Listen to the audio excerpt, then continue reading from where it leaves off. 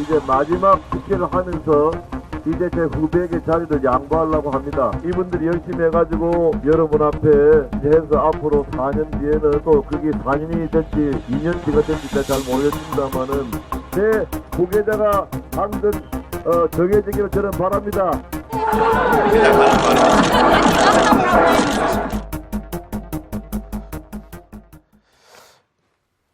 그냥 하는 말일까요? 자, 어떻게 보십니까? 4년후가 되든 2년후가 될지 모르지만. 아니, 근데 이번에 공천 그 과정에서 이미 그 얘기를 하셨잖아요. 자기 이제 국회의원 이번이 마지막이다. 예. 라는 얘기를 이미 하셨기 때문에 2년이 더 이상 뭐예요? 뭐 국회의원은 이제 안 하시겠다라고 전제한다면 이제 이제 2년이에요. 이제 그러니까 이게 하실 게 이제 남은 게 한 가지밖에 없는 거 아니겠습니까? 그렇죠. 뭐 누구라도 지금 뭐 대권 도전을 할 거다라고 지금 보고 있는 것이고 예. 본인께서는 뭐 여론조사에도 난 사실 빼주길 바라지만 자꾸 집어넣는다라고 말씀하시지만 아하. 그럼에도 불구하고 그 대권 주자군으로 계속 거론되는 걸 그렇게 싫어하는 눈치는 아니시죠. 그런데 요새 약간 좀 좀 경고등이 좀 들어오지 않았습니까? 그렇죠. 갑자기 오세훈 전 시장이 지금 뭐 굉장히 강자로 지금 올라가는 거죠. 그래서 아마 조금 더 불안감을 약간 느끼신 것 같고 예. 그래서 이번 총선 과정에서 본인도 대권 주자로서 좀 이미지를 조금 띄울 필요가 있겠다 이런 생각을 좀 하신 게 아닌가 이렇게 여겨지네요.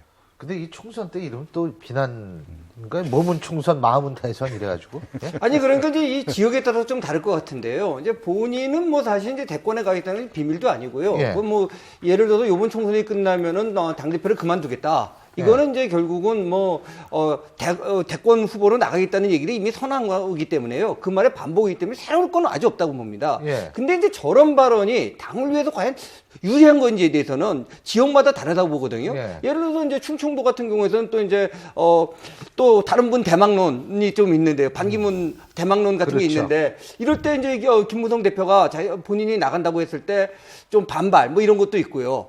그다음에 이제 또 하나 문제는 이겁니다. 대권 후보가 된다는 얘기는 뭐냐면은 지금 친박도 자신은 아우를 수 있다고 보는 것 같아요. 예. 결국 선거가 끝나면은 과거에 친박이었던 사람들도 많이 또 비박으로 바뀐 것처럼 지금 뭐 진박이라고 하는 사람들도 변하지 않겠느냐. 고무신 바깥 신지 않겠냐. 그럼 본인이 자기가 아울 수 있다. 이런 자신감을 보이는 것 같은데요. 문제는 그거 같습니다. 결국은 대권은 그런 이제 정파 싸움이나 개파 싸움이 아니라 국민으로부터 나오는데 김무성 대표의 요즘에 그 대권 후보로서의 국민 여론이 단자리 숫자에 머물고 있는 거. 이게 본인으로도 굉장히 제일 아픈 구석이 아닌가라고 생각을 합니다. 그리고 총선 결과에 따라 좀 달라질 수 있는 거 아니겠어요? 그죠?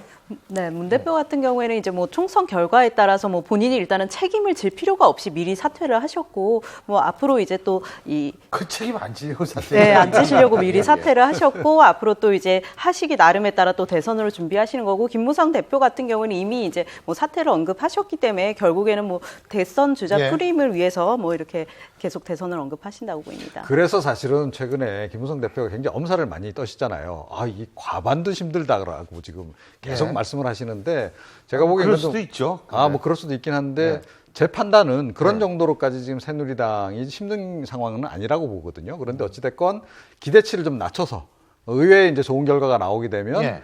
결국은 이제 본인 주도하에서 총선을 잘 치르는 그런 셈이 되지 근데 않겠습니까? 이럴 수가 있죠. 또 그 결과가 나쁘게 되면 그거 봐라. 공천이 엉망이라고 그러잖아. 그냥. 그렇죠. 이제 피해 나갈 수 있는 예. 지금 이제 그건 이제 부분이 좀 없잖아요. 있고요. 새누리당의 총체적인 의수가 얼마냐보다도요. 구체적으로 지역구에서 누가 됐느냐가 더 중요할 수 있다고 맞습니다. 봅니다. 예를 들어서 뭐 160석 얻었다 그랬을 때 또 반대파에서는 원래 그 김무성 대표 아니었으면 180석 얻을 수 있다 이런 주장도 할 수 있기 때문에요. 구체적으로 예. 이제 그 예. 유승민 후보 그다음에 예. 이재호 후보가 어느 정도 득표를 해서 올라오느냐. 그다음에 다른 또 뭐 친박계가 어떠냐. 여기에 따라서 이제 상황이 변할 거라고 생각합니다. 그렇습니다. 근데 사실은 몇 명이 되느냐보다 어떤 지역에서 누가 되느냐가 더 중요한 정당이 있습니다. 바로 더불어민주당인데요. 지금 호남을 두고서 문재인 전 대표하고 김종인 대표, 이게 지금 김종인 대표가 자꾸 문재인 전 대표 보고 호남 지원 유세 가지 말라. 그런데 문재인 전 대표는 좀 다른 것 같습니다. 자, 일단 두 사람의 발언 직접 한번 들어보시죠. 출마하신 분들이 요청을 하면은 그 요청 올 수도 있겠지만 현 상황으로 구바수 측에 그걸 과연 요청할 수 있는 요청할 사람이 있겠나 하는 좀 회의적입니다. 호남의 민심이 그렇다고 생각하지 않습니다. 제가 이렇게 성동동 유세 지원 다니면 오히려 뭐 호남 유권자 좋아하지 않을 것이다라는 것은 저는 뭐 그런 민심이 아닐 거라고 생각하고요. 예.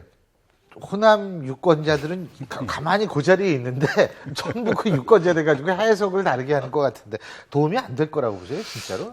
도움이 안 될 가능성이 높죠. 예. 그러니까 지금 최근에 이제 그 지역의 이제 그 흐름들을 보게 되면 이제 예. 그렇습니다. 일단 국민의당 지지율이 뭐 한때 조금 하락 국면으로 접어들었다 다시 반등을 좀 해서 예. 그러니까 더불어민주당보다 오히려 좀 높게 나오는 그런 여론조사 결과가 지금 여럿 나오고 있단 말이죠. 예. 근데 그런데다가 지금 그 일부 그쪽 지역의 더불어민주당 후보자들이 예를 들어 뭐 문재인 전 대표가 나오는 영상을 좀 빼달라라고 얘기를 한다거나 양양자 전 상무 같은 경우 그렇고 또 이제 그쪽 지역에 있는 일부 정준호 후보 경우에는 또 좀 아예 대선 그냥 불출마를 대선 불출마까지 선언해라. 선언해라 네. 이런 정도까지 얘기는 하는데 이게 그분들의 진심이라기보다는 그 지역에 지금 약간 그 문재인 전 대표에 대한 거부감 이런 것들이 여전히 좀 존재한다는 것을 이제 여실히 반영하는 거죠. 그런데 예. 문제는 이겁니다. 그렇다고 해서 그럼 김종인 대표가 내려가셔서 열심히 호남에다 공을 들인다 그래서 그만큼 또 그 되느냐. 지지율이 올라가느냐는 거죠. 그것도 아니라는 거거든요. 그래서 하여튼 이게 효과는 사실은 뭐 두 분이 어느 분이 가더라도 지금 별로 없는 그런 그 상황인데 그럼에도 불구하고 김종인 대표는 호남은 어찌됐건 내 관할 하에 있다라는 생각을 좀 굉장히 강하게 가지고 계시는 것 같아요. 근데요. 네. 그럼 문재인 대표는 왜 굳이 또 그걸 그렇게 가려고 그럴까요? 아니 야당 대표로서 예. 그다음에 지금까지 뭐 대권 야심을 갖고 계시지 않습니까? 예. 근데 다른 지역을 또 못 가도 문제인데 특히 야당을 대표한다면서 호남을 가지도 못한다? 그리고 본인이 호남 유세하는 게 도움이 안 된다? 이건 좀 용납하기 힘든 거죠. 예. 그럼에도 불구하고 현실은 다른 게 보여주는 게 아니라 지금 광주 8개 후보가 아무도 문재인 후보 와달라고 요청을 한 적이 없고요. 예. 좀 전에 이 박사님께서 말씀하신 것처럼 예. 양영자 후보가 누굽니까? 바로 문재인 그렇죠. 전 대표가 만든 사람인데요. 예. 유세 촬영에서 그 화면을 보여주다가 거기에 문재인 대표가 나오는 게 있으니까 지나가던 사람이 저거 꺼야 된다 그러니까 바로 그 자리에서 꺼버렸다는 거 아닙니까? 예. 근데 뭐 양영자 후보가 문재인 대표를 싫어하겠습니까? 좋아함에도 불구하고 현실적인 그 당선 가능성을 봤을 때 그런 행동을 한 거 아니겠습니까? 그렇죠. 예. 그러니까 제가 보기에는 문재인 전 대표는 최근에 일련의 행보들이 본인의 결국 대선 행보를 하고 있다라고 봅니다. 그러니까 뭐 말은 이제 백의종군이라고 이제 얘기는 하지만 그 옷차림도 보면 이제 양복 입고 정장 차림으로 이렇게 다니시잖아요. 그래서 본인 이 총선 와중에서 본인의 어찌됐건 역할을 최대한 좀 키워서 그 이후에 곧바로 이어질 그 대선 국면에 이제 대비하기 위한 그런 과정이라고 저는 보는데 그렇게 본다면 호남 지역을 빼고 예.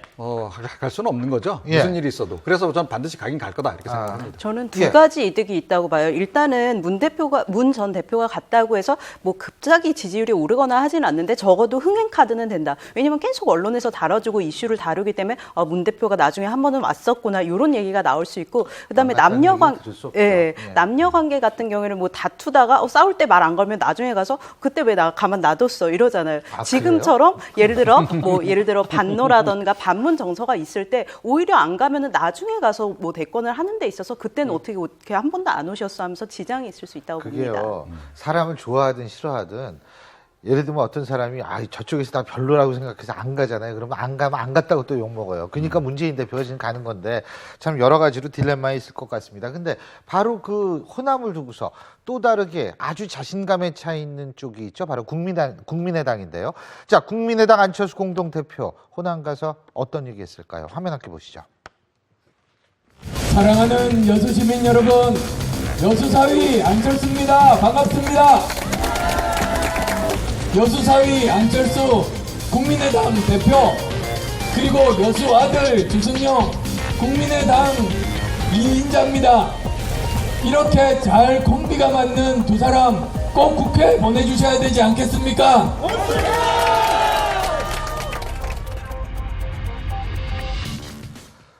예, 굉장히 좀 힘들었을 것 같은데 이 목소리까지 지금 그렇죠. 근데 확실한 건 뭐냐면 안철수 공동대표가 어색함은 완전히 사라진 것 같아요 이제. 그렇죠. 네, 그런 점에서는 참 뭐 옛날에 좀 볼래보는 이게 제가 어떻게 지금은 뭐 굉장히 좋네요. 그러니까 사실은 뭐 유권자들이 보기에도 좀 이렇게 불편해 보이지 않았습니까? 과거에 보면 왠지 지금은 안 어울리는 것 굉장히 편해요. 같고 선거 현장에 그런데 이제 그런 부분이 이제 많이 이제 변한 것 같고. 근데 본인 다른 지역구보다도 호남에 더 공을 들이고 이거는 호남의 사위 예 어떻게 보세요?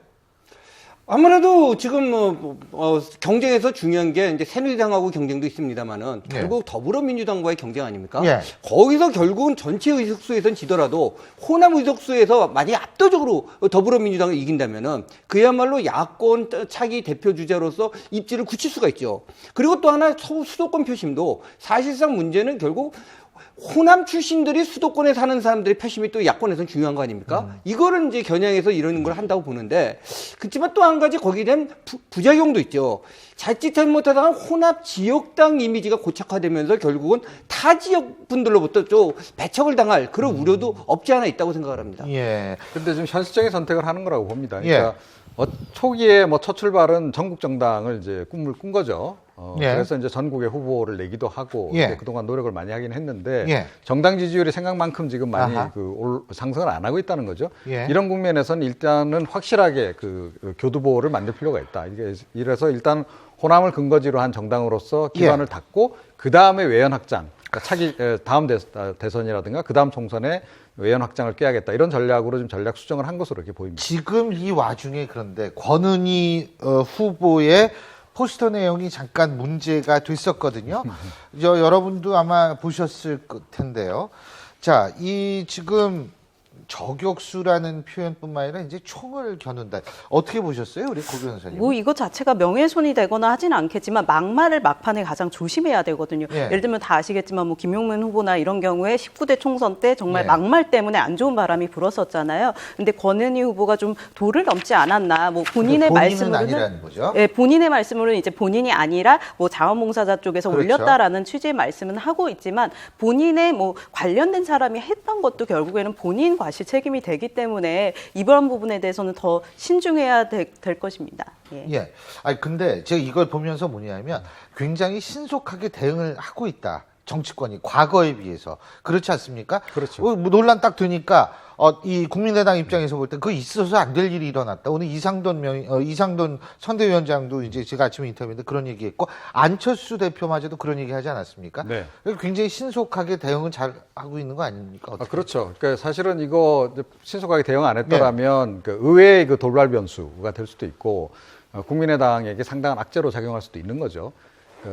곧바로 이제 사실은 이 포스터 자체도 제가 보건대는 최근에 그 트렌드에 맞춰서 아주 속도 빠르게, 속도감 있게 이렇게 만든 것 같은데 그런데 논란이 있는 순간 이제 빨리 이걸 이제 정리를 하기로 이렇게 결정을 내린 거고요. 이런 부분은 사실은 단호하게 빨리 초기에 초동 대처를 잘하는 예. 게 굉장히 중요하지 않습니까? 그렇죠. 그런 부분에서 일단은 뭐 잘 정리를 했다 이렇게 예. 봐야 될 것 같습니다. 예. 근데 아무래도 이제 SNS 같은 게 발달하다 예. 보니까요. 과거에 며칠 동안 걸릴 일이 지금은 그냥 그야말로 몇 분 사이에 쫙 그렇죠. 퍼지거든요. 그러니까 초동 진압 표현에 따라서는 초동 대처라는 것이 정말 중요한 것 같습니다. 아주 중요하죠. 그리고 이제 우리나라 역대 선거가 그랬듯이 본인이 잘해서 선거 이기는 것보다는 상대방 후보나 당이 엄청난 실수, 혹시 혹은 실언을 함으로써 선거 이긴 경우들이 많지 않습니까? 예. 그러니까 이제 이런 경험 속에서 각 당마다 아마 저는 비상 무슨 대책본부 같은 걸 만들어 갖고 초동 대응을 해 나가고 있는 것 같습니다.